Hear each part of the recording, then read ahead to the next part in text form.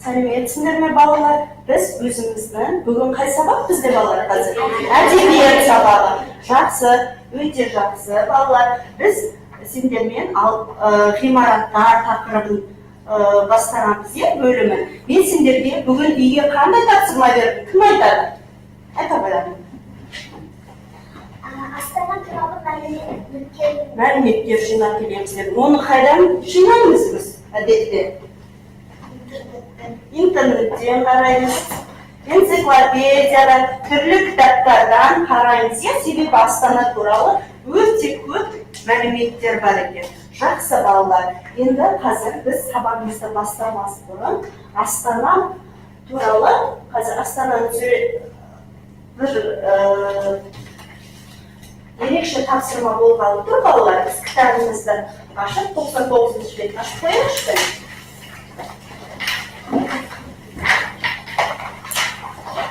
99-шы бетті ашып қоямыз. Және де тақтаға қарайықшы балалар. Тақтаға қарайық бар орнымыз. Бізде қандай сөз жазылды? Астана деп тұр. Бұл тапсырма бізде былай. Әрбір әріпке байланысты сөз тіркестерін қояйықшы. Бірінші қандай әріпке дейді? Арман қала. Арман қала. Жақсы, өте жақсы. С. Символ. Символ Астананың символы. Символы неге? Бәйтерек. Бәйтерек. Жақсы. Келесі. Т-ға байланысты. Біз қалай қараймыз? Астананың суреттерін көргенде. Таңғажайып қала. Жақсы, таңғаларлы ұлтай. Келесі. Нәрсекен? Арман қала. Арман қала. Н.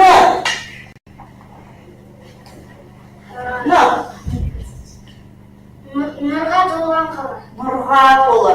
Нағыз қала. Келесі А. Қандай қала? Қандай көлемі бойынша? Көлемі қандай? Алып қала. Жақсы, кәне енді ойымызды жинақтап айтайықшы. А дегеніміз асқақтаған символы бәйтерек. Өйткені біз бәйтерек десе бірден есімізге Астана түседі ғой. Сондықтан да асқақтаған символы бәйтерек, таңғаларлы, алып, нағыз арман қала. Жақсы балалар. Енді сонда біздің бүгінгі тақырыбымызда осы Астанаға байланысты болады. Кәне, тыңдайықшы. Астана ол береке бірліктің қаласы. Көркіне көз тоймас, күннен күнге көркейіп келе жатқан қала екен балалар. Астананы әрбір қазақ баласы мынау менің Астанам деп айтарлықтай мақтанышпен айталатындай қала екен. Сондықтан біздің бүгінгі сабағымызда осы Астанаға байланысты болады. Және де біз мақтанып осы қаламызды не істейтін боламыз? Ары қарай біліп, қазір оқитын боламыз. Және де бүгінгі біздің тақырыбымыз қалай болады деп ойлайсыңдар? Кім айтады? Бүгінгі тақырыбымыз қалай біздің? Кім айтады? Расыл айтады. Мақтанышым Астана. Дұрыс айтады. Мақтанышым Астанам деп аталады екен. Жақсы, біз енді сабағымызды бастамас бұрын біз сәйкесінше 3 топқа бөліндік, балалар? Қандай топ? Бізде бірінші топ сендер қай топсыңдар? Орда, қатты айтамыз. Екінші топ? Бәйтерек тобы. Үшінші топ? Жатыр. Неліктен осындай 3 ғимараттың атын алдық деп ойлайсыңдар балалар? Өйткені оның бәрі Астанада бар. Астананың ең көрікті, ең әсем, ең биік ғимараттарын алдық. Сондықтан да сендер де осындай атқа лайықты болып, осындай топтардың аты болғандықтан қалай жұмыс істеулерің керек? Жақсы, белсенді жұмыс істеп, барлығымыз қолымызды көтеретін боламыз. Жақсы балалар, енді қарайықшы, осы біздің елімізде жалпы барлық елде өзінің елі туралы, жері туралы, туған жері туралы, тілі туралы, ана тілі туралы толғанбайтын ешбір ақын да, жазушы да жоқ екен балалар. Сендер оны өздерің де білесіңдер, иә? Сондықтан да біз бүгін Ермек Өтетілеуұлының «Мақтанышым Астанам» деген өлеңімен танысатын боламыз. Қазір өлеңді оқып бермес бұрын мен сендерге Ермек Өтетілеуұлы туралы бір азғантай мағлұмат бергім келіп тұр балалар. Қарайықшы, Ермек Өтетілеуұлы. Ол, оны сыртқа қараймыз, кітапты ашпаймыз. 1938 жылы Ақмола облысы қаласында туған екен, қазіргі Астана қаласында.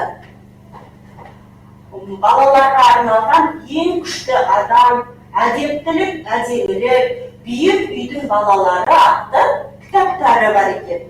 Және де сонымен қатар біздің бүгінгі өтетін «Мақтанышым Астанам» деген өлеңнің авторы екен. Кәне барлығымыз кітабымызда 99-ші бетті аштық қой. Кітабымызды жақындатып, әдемі отырып қараймыз. Мен қазір оқып берем, одан кейін осы өлең бойынша жұмыс жасайтын боламыз. Мұқият тыңдайық балалар. Мақтанышым Астанам.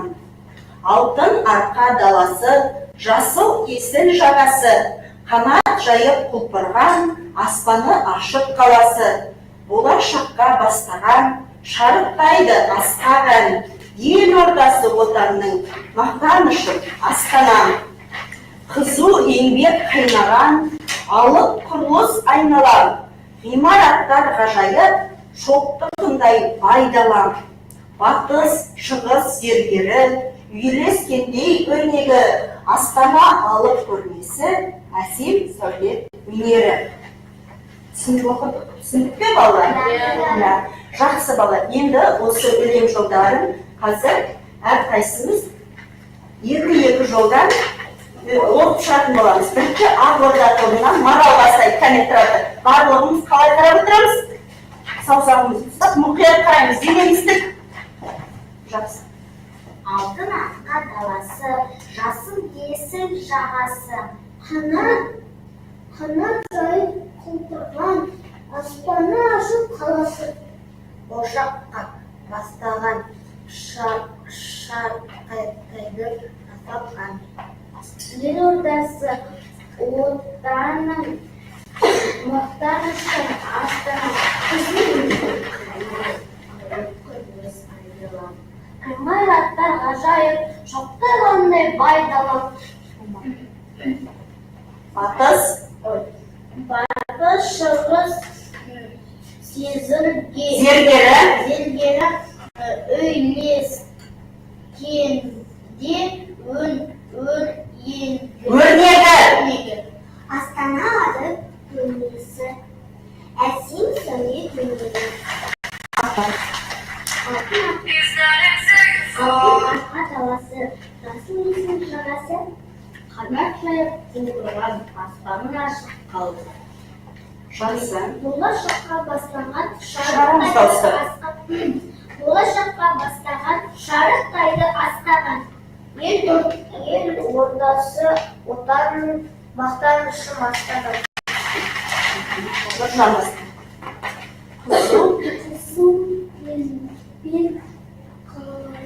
Қайнаған, алып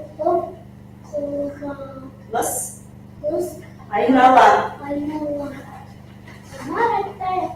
Ғимараттар ғажайып, шоқтығындай байдалам. Батыс, шығыс зергер, үйлескендей өрнегі. Астанам алып көрмесі, әсем сәулет өнері. Қазір. Алтын арқа даласы, жасыл есіл жағасы, қанат жайып құлпырған, аспаны ашық қаласы. Жақсы балалар. Енді бізге Марал мәнерлеп дауысын қатты шығарып көреді, оқып берсінші. Мақтанышым Астанам. Шығар дауысын. алтын арқа даласы, жасыл есіл жағасы, қанат жайып құлпырған, аспаны ашық қаласы, болашаққа бастаған, шарықтайды асқаған, елордасы, отанның мақтанышын Астана. Жақсы. Ары қарай Алина жалғастырады. Қызу еңбек қайнаған, алып құрылыс айналған, ғимараттар ғажайып, шоқтығындай байдалан, батыс шығыс зергері, үйлескендей өрнегі, Астана алып көрмесі, әсер сәулет өнері. Жақсы. Енді біз бұл жерде, балалар, бізге түсініксіз бір-екі сөз бар екен. Қарайықшы бұл өлең жолдарында. Астана деген түсініксіз бар ма? Елордасы. Қараңдар, болашаққа бастаған, шарықтайды асқаған. Шарықтайды деген сөз бұл жерде. Шарықтайды деген сөз кім қалай түсінеді? Мейір, шарықтайды асқаған. Ол, не? Шарықтау деген не деген сөз? Ол, не? Қатты шығарған деген сөз даусын. Тағы өнерлеп айтқан деген. Жаңағы Астана туралы әнді мақтанышпен, қатты, мәнерлеп айтты деген сөз. Жаңағы Астана туралы ән мұқым барлық елге шарықтап, барлық ел айтатындай асқақ ән деген сөз. Жақсы, келесі қандай сөз сөздер? Қараңдар, батыс шығыс зергері, үйлескендей өрнегі. Үйлескендей. Бұл не деген сөз кім? Кім түсінеді? Қалада, көңілді жүріңіз барлығы. Айта ғой. Ол үйлескендей деген ол жарасады деген сөз. Дұрыс айтады, үйлесу.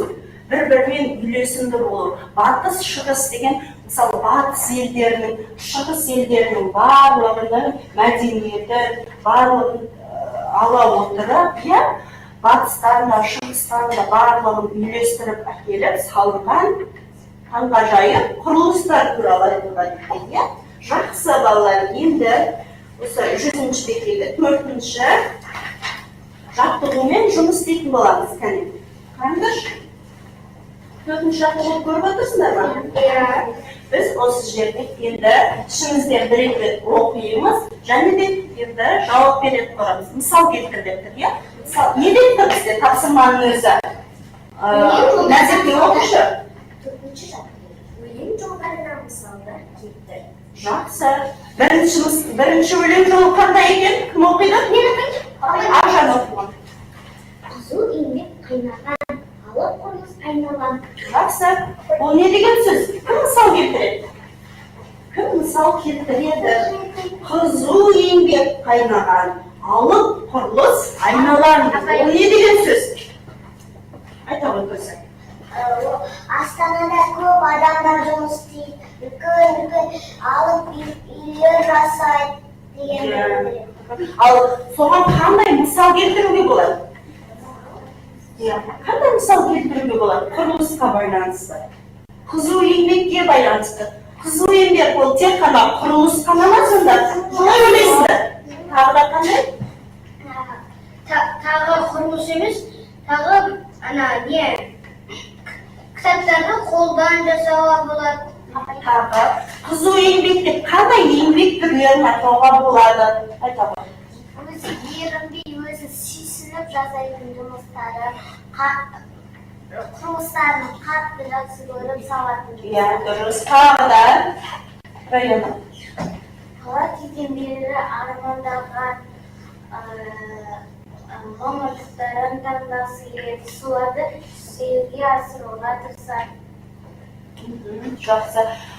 Сендер балалар кішкене тапсырманы дұрыс түсінбеген секілдісіңдер. Қарашы, сендерге айтыптыр, қызу еңбек. Бұл жерде біз құрылыс, бұл өлең жолдарында құрылыс туралы айтылған. Тағы да қандай еңбек түрлерін білесіңдер? Мысалы, ауыл шаруашылығында болсын. Машина жөндейтіндер бар. Дұрыс айтады. Машина жөндеу дейді, автокөлік жөндеу. Тағы айтамын. Мысалы, компания. Оны бір сөзмен қалай айтамыз? егіс алқаптарындағы жұмыстар, иә, ол бір сөзбен айтқанда жақсы, қызу еңбек болады. Тағы қай жерде қызу еңбектер болады? Қана. Сауда үйлері жанында. Иә, қызу сауда жүргізеді дейді. Жақсы, тағы оман. Көлік жуу. Иә, ол жаңағы автокөлікке байланысты айтылды. Тағы мағжан. Шөп тарау. Ол егіс алқаптарындағы жұмыс жатады. Тағы. Ана тағы цемент салатын нелер. Ол құрылыс, тағы. Және де балалар, сонымен қатар завод, фабрикаларда, цехтарда да сондай қызу жұмыс түрлері бар ма балалар? Мысалы, түрлі металдарды өндіріп, одан әртүрлі заттар жасап, бұл да еңбек түріне жатады екен, иә? Жақсы балалар, екінші өлең жолын Сұлтан оқиды. Астана көрмесі, әсем сәулет өнері. Жақсы. Оған қандай мысалдар келтіресіздер балалар? Айтау. Экспо 2017-ні тағана Ойлана алмай кішкене. Ақжан айтау. бәйтеректі және хан шатырды Тағы, Назерке. Астанадан ешкімнен босанбайды. Астана өте бай қала болғандықтан ол алып бастамайды. Жақсы. Ол жерде көп көрмелер болған, Экспо 2017, қысқы олимпиадалар. Жақсы, қараңдар балалар. Әсем сәулет өнері дейді. Бұл өнерге байланысты біз мысалдар келтіруіміз керек, иә? Тағы жаңа біз көрмелерді қанат дұрыс айтады. Тағы да қандай мысалдар келтіреміз? Әбіке және домбыра жүрді. Дұрыс айтады, бұның бәрі де өнерге жатады. Спорт, қол өнер, тағы да Гимнастика. ол барлық спортқа жатады. Жарайды балалар, жақсы. Сендер көптеген мәліметтер біледі екенсіңдер, иә, Астана туралы. Бірақ мен сендерге қазір мына жерде Астана туралы шағын видео көрсеткімізге отыр. Кәне, барлығымыз мұқият қарайық.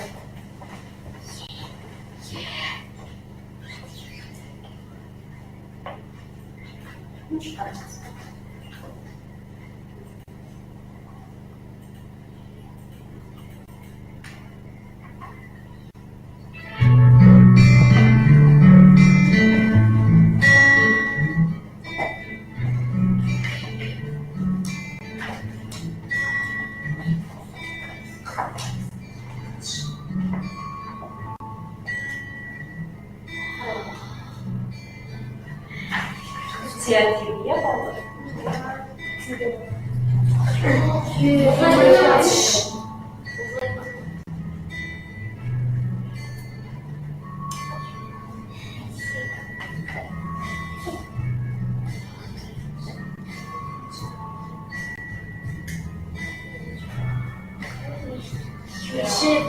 Жаңадан салынған.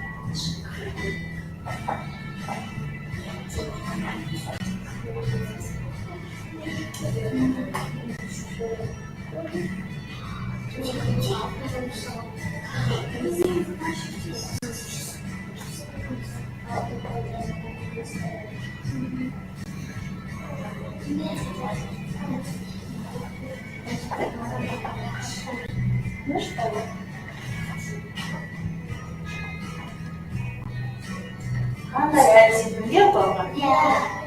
Қарасам, көзің тоймайды, иә? Қалай Қазір ол туралы әңгіме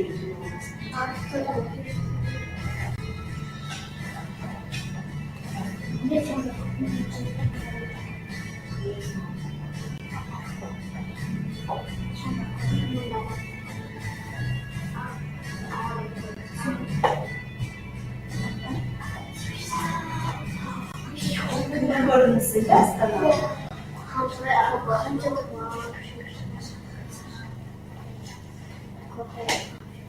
Жақсы, рахмет.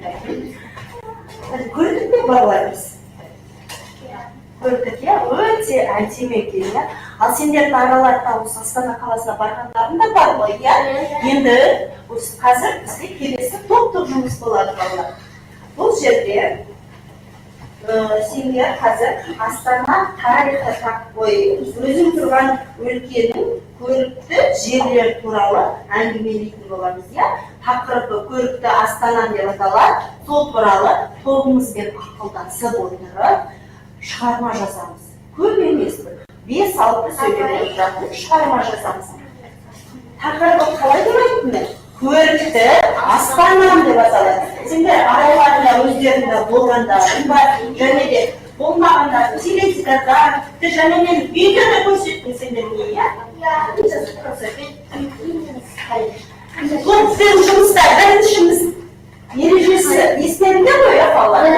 Бірлік, сыйластық, тыныштық. Көрікті Астанам. Барлығымыз жұмыс жасаймыз, балалар. Көрікті Астанам. Тез балалар.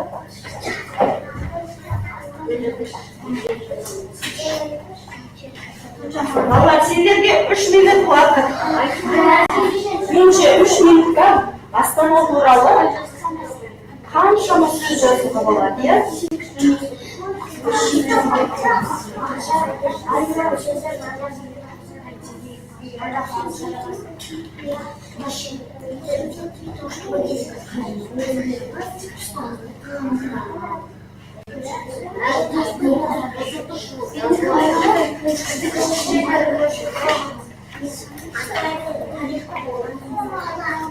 Қанат сен тобына көмектеспейсің бе?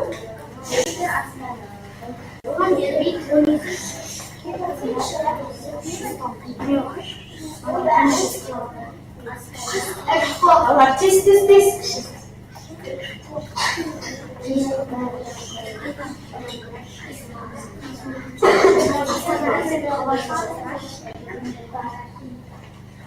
Orada тобы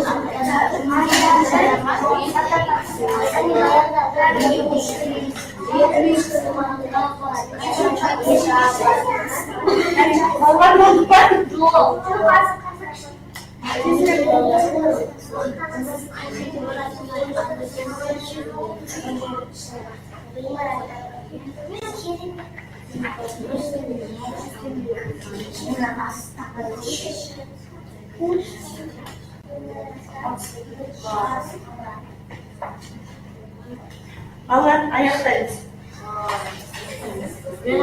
Жақсы. Сен айтып шағым ғана. Қане, болдық па? Жақсы. Бәріміз орнымызға енді отырамыз. Естісіз? Орнымызға әдемі отырамыз ары қарай. Қай топтар неге? Ақшан, мен аяқтаймыз дедім. Естідік па?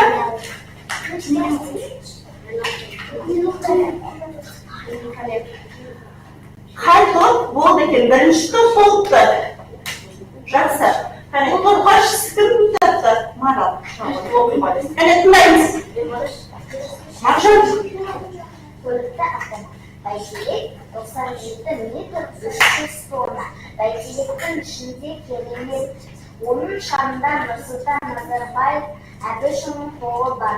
Және Астана керемет болған соң мен онымен мақтанамын. Жақсы, өте жақсы. Отырайық. Ақорда тобы жақсы жазып екен. Ұнады ма сендерге? Жақсы. Екінші Бәйтерек тобынан Ақжан келе ғой. Кез.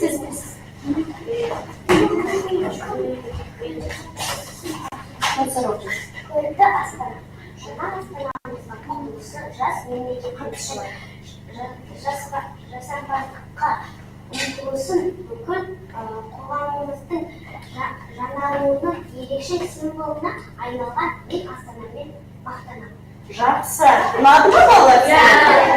Жақсы. Жақсы. Хан Шатыр тобынан Кәусар келе ғой. Көлікті астана. Ол деген астана алып қала. Ол жақта экспо бар, Хан Шатыр, Бәйтерек және пирамида бар. Ақорда да бар. Үлкен ғимараттар бар. Бізге Астана ұнайды. Жақсы. Жақсы жазып дие балалар. Ұнады ма? Жақсы балалар. Сендер өте жақсы барлықтарын жазыпсыңдар екен. Астанамен мақтанатындарыңды да жазыпсыңдар. Енді орнымыздан тұрып бір селфи аламыз балалар. Қалай орнымыздан.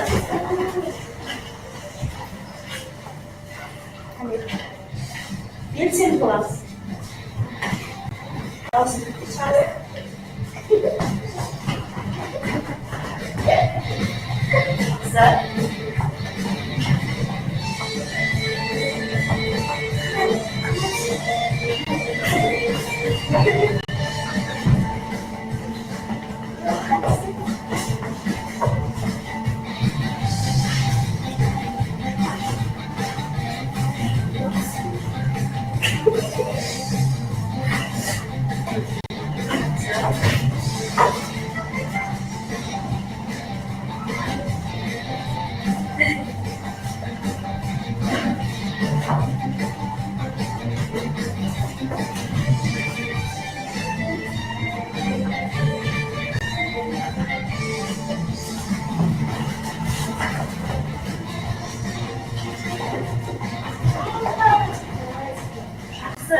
Өте жақсы балалар, жарайсыздар, отырыңыздар. Енді біз дәптерімізді ашамыз балалар. Бүгінгі күнді жазамыз. Дәптерімізді ашамыз, бүгінгі күнді жазамыз балалар. Қоңырауға қараңыздар. Дәптерімізді көлбеу қоямыз. Білесіңдер ғой? Дәптерімізді көлбеу қойып, арқамызды тік ұстап, бүгінгі күнді жазамыз. Бүгін нешесі балалар?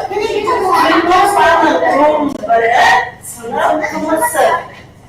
Мақтанышым Астанам деп жазып қоямыз.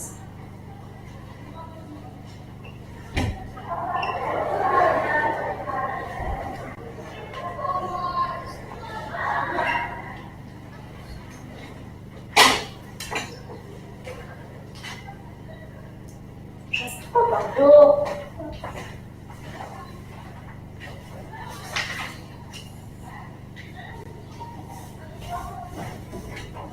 Мақтанышым Астана. Әзірге қалай отырамыз? Денемізді ұстап отырамыз балалар.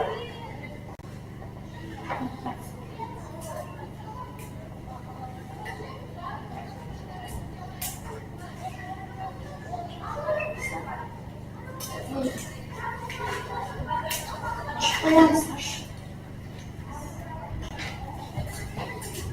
Болса, 102-ші әйтпек 8-ші дәптерге қарай қойыңдаршы балалар.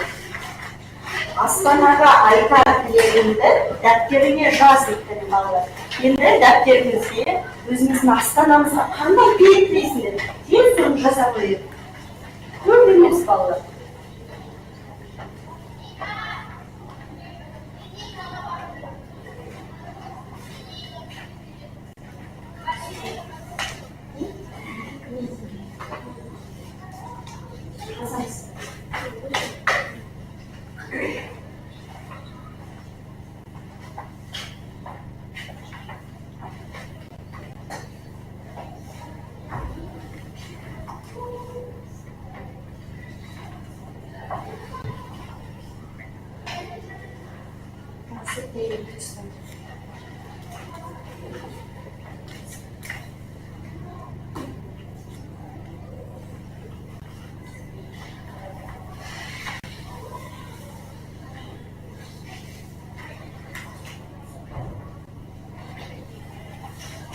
Kes kına.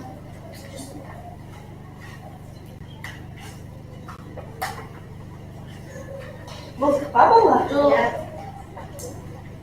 Kim buldu?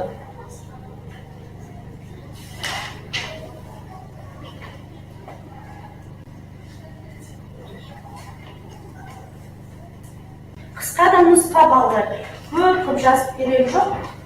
Керек деген ол қысқа нұсқа болады, иә? Білесіздер ғой өздері. Қане кім болды екен жаз? Бәрін оқимын. Астана жарқырай берсін. Күннен күнге жайнап тұрсын. Астана басқалар. Жақсы. Жарайсың. Күнде әсем бол. Жақсы. Астана сен ақша безінесіңізді болушы. Жақсы. Жаңадан ғимаратта салынады. Кем болып Астана, сен бақытты бол. Сені жақсы сөйлейміз. Саған көп адамдар жүргізесің. Және әсем бола бер. Жақсы. Ақшаны. Астана биіктетіп, самырға ие. Астана басқалар. Жақсы. Бақшы. Астана өте үлкен болып өз. Жақсы балалар. Жарайды. Бұл балалар әлем мойындаған көреген саясаткер терең пайым мен біліктілік тізгінін тең ұстап, елін ғалам дамуының толқынында бақытынан айнытпай алға жетелеген тұңғыш президентіміз, елбасымыз Нұрсұлтан Назарбаевтың сан қырлы қасиеттерінің бірі тәуекелшілдігі болса керек.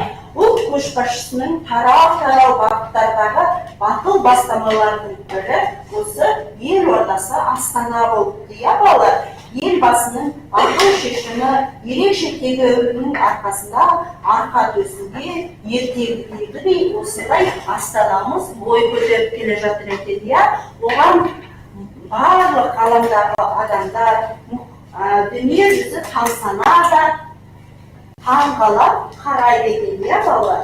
Жақсы, енді мен сіздердің алдарына балалар стикер таратып бергенмін. Қазір біз бүгінгі сабағымызды бағалайтын боламыз.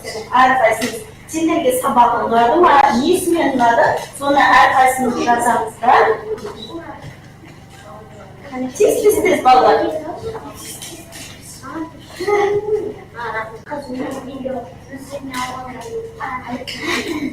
Жетістік баспалдағына алып келеміз де қазір жазғанымызды жабыстыратын боламыз. Ең жақсысы болса, барлығын меңгердім, достарым көмектесті, тапсырмаларды орындай алмадым, қатты қиналдым және де тапсырманы орындағым келмеді деген сатыларға әкеліп жабыстырамыз өзіміз таңдаған.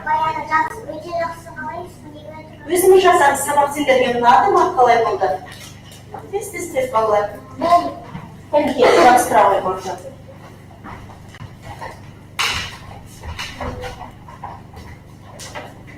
Жақсы. Апай. Одан апай. Болсақ келіп жабыстырамыз.